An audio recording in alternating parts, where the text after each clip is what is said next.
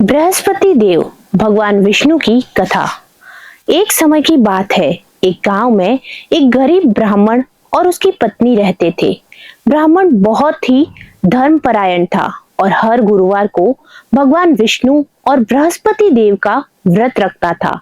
लेकिन उसकी पत्नी को यह सब पसंद नहीं था। वह गुरुवार के दिन घर की सफाई करती, कपड़े धोती और पीली चीजों का उपयोग नहीं करती थी, जो कि इस व्रत में वर्जित माना जाता है। धीरे धीरे यह घर की हालत खराब होने लगी।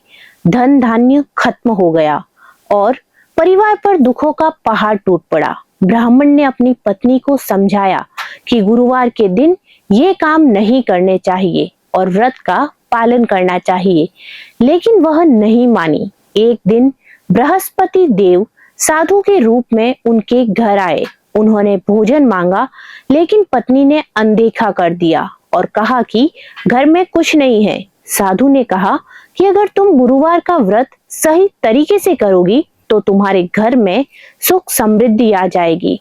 साधु के जाने के बाद पत्नी को अपनी गलती का एहसास हुआ।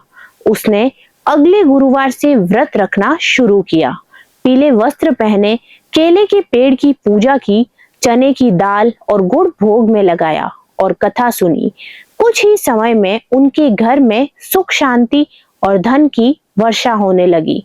सारी परेशानियां दूर हो गई।